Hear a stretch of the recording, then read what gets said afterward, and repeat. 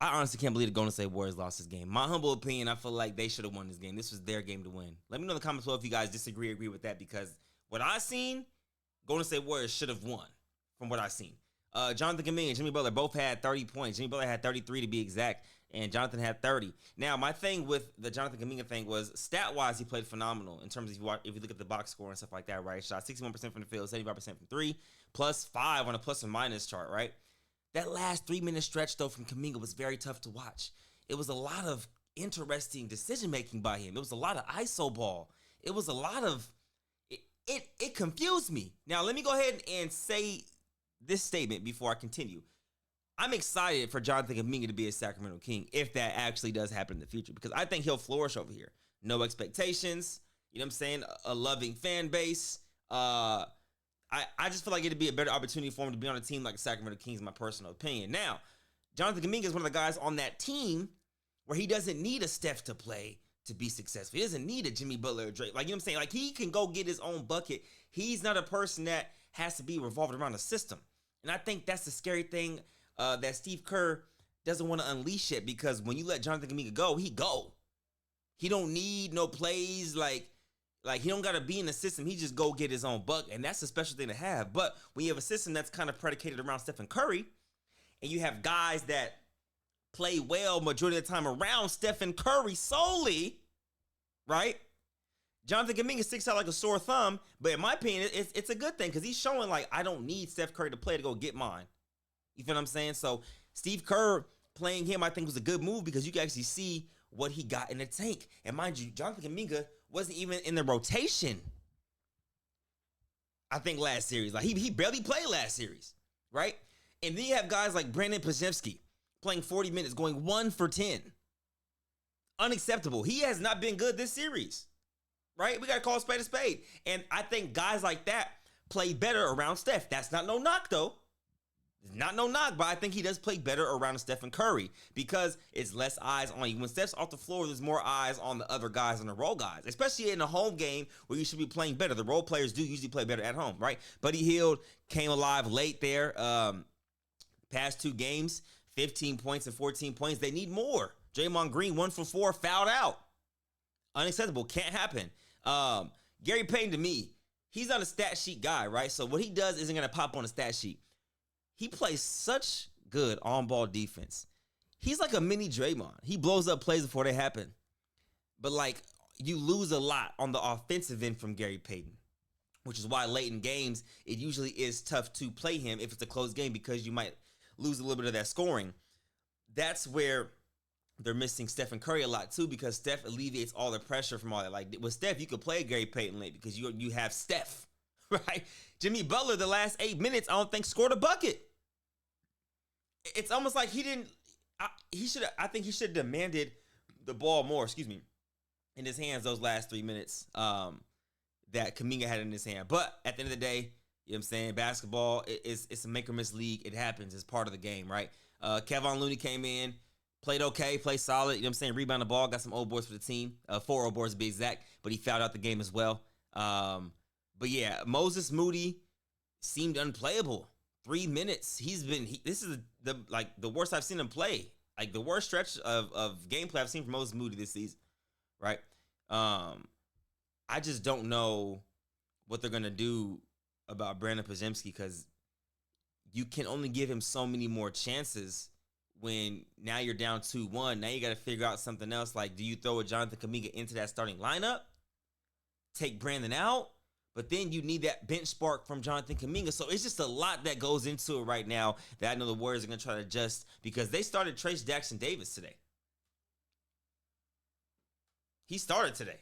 So, I mean, that's an adjustment they made. But, yeah, moving forward to the Minnesota Timberwolves, Anthony Edwards came alive late. He didn't score a point in the second quarter up until, like, the last, something minutes or something like that. But that second half, though, that poster on Kevin Looney was something special. Do you understand me?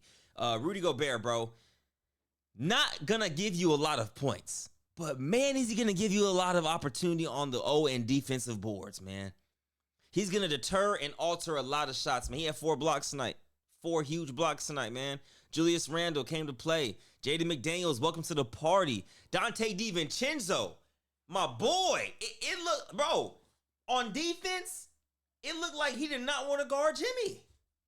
And that was what he was getting switched on to do. Like, the majority of his responsibility was guarding Jimmy in that post. But then he also got in foul trouble early too. So I don't know what it was with Dante, bro. He was out of sorts today. But like I said, role players usually play better at home. Nas Reed got into some foul trouble too. Didn't really get in his groove. But like I said, Anthony Edwards, Julius Randle, Jalen McDaniels, man, Jaden McDaniels. I'm thinking of Jalen from Sacramento Kings, who didn't make the team. But yeah, I'm thinking of, anyways. But Anthony Edwards, Julius, and Jaden, man, combined for 39 plus 36 is 75 points. That's just some real math that quick. But those three combined for 75 points, man. And when you get that from your core guys, you're gonna win a lot of games. And Mike Conley chipped in 7 huge points too. You know, I think it was a whole team effort today because they went in there and they stole that game from the Warriors. I think the Warriors should have won that game too. But yeah, Draymond Green cannot foul out with about 5 or 4 minutes left in the game. Just can't happen. Cannot happen. You have to figure out a way to play without fouling. Picking up his 5th foul while grabbing Julius Randle's shirt was pretty dumb because he grabbed the shirt. Julius then goes right into Kuminga, fouls him. They review the play gets overturned. They saw Draymond was clearly grabbing his shirt. So it's like fouls like that. Like, you have to be mindful of, like, this is a stupid foul. If I get caught, this is a waste of a foul. You know what I mean? And then that last one where he pushed Jaden McDaniels out of bounds while he was in the air a little bit. Like, it's hard not to call that when you see him moving out of bounds trying to dunk the ball. So whether it was a weak call or not, he still fouled him. Now, the blocking foul that he had got called for on Julius Randle that they challenged, I think that one could have been a charge, personally. And this is coming from a Warrior despiser. But I think that could have been overturned. I think Draymond could have still been in the game. But needless to say, man, this series is not over. Steph Curry still can come back. Game 5 or Game 6. I think I said they're going to test out his leg around Game 5, but I wouldn't risk it playing him right away in Game 5. I would just hope that the Warriors can come out and win Game 4, because if you go down 3-1 going to Minnesota, we're looking at another Los Angeles Lakers gentleman sweep here, ladies and gentlemen. I just don't think the Warriors can afford it. But they're lacking offense, and Brandon Podziemski got to be better. Accountability, all 25 and beyond. And I want to say this too, man. I meant to start my damn soliloquy with this. I'm tired of foul baiting. Just hoop. Ethical hoops, bro. And that's why Kyrie Irving is my favorite player. Just pure hoops at its finest. Jimmy Butler missed a lot of chippies at the rim because he's trying to foul bait. Those can cost you the game if you don't get the call. You know what I'm saying? Just hoop, brothers. Just hoop.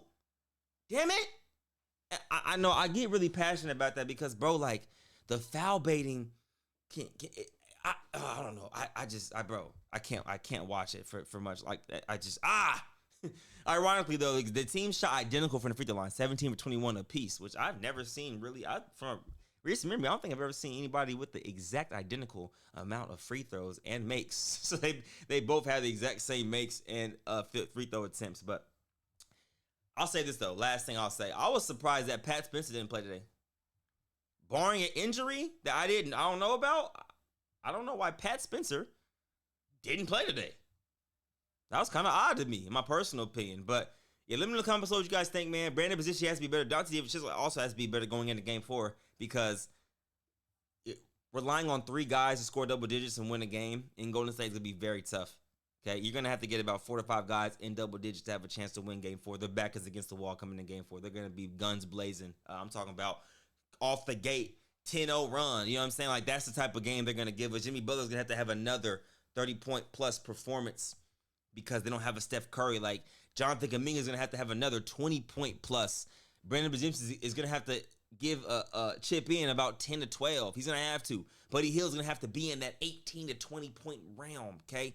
And Draymond just can't foul out. Let me know in the comments what you guys think, man. And I will say this, man. That boy Anthony Edwards is making the case to be the best shooting guard in the league, man. It's an uncomfortable conversation for a lot of you guys, but after this year, when if he makes an All-NBA team, he'll be right there with some of the top shooting guards that y'all say are the best shooting guards in the league, and he's only like about 23 years old, by the way. It ain't as far-fetched as you think. Anthony Edwards is here. He's relatable. He's likable by the masses, by the culture, because on and off the court, He's what kids see. Like, man, I want to be like, I want to talk my shit. I want to have my swag. I want to go on the court and hoop. Like, I want to be like Ant-Man. And his game is starting to catch up early. Special talent right there, man. The way he's seeing the game. Because early on, I know I keep saying I'm going to end it, but I keep remembering my breakdown points. His early on in the game, actually throughout the whole game, they're loading the paint on Anthony Edwards. Then the coaching staff actually found a way to get him involved very well, which was getting him off ball, having him set on ball or off ball screens, having him move and catching going downhill rather than ISO on top of the key. And then what that did, it weakened the load up because they were loading up in the paint. I'm talking about boxes and elbows when Anthony had the ball, right? So when he's coming off down screens and he's pulling around and attacking downhill, he's softening that defense every time. Then it opens up the ISO drive kick. Oh, the drive kick to Ant-Man. Now he's attacking. You know what I'm saying? Now it opens up the defense more the more you penetrate. So that was an exceptional adjustment that the Minnesota Timberwolves staff made later in that game. But yeah, game 4 is gonna be interesting, bro, because the adjustment. I don't know what the adjustment is for the Warriors. Your players just got to play better. Simple. That's it. Better decisions. Take care of the ball early. You know what I mean? And y'all won the turnover battle. Y'all should have won this game. Warriors, man, tisk. But Jonathan Kuminga, man, you'll be a Sacramento King soon. Don't worry, brother. We'll take good care of you. Sayonara.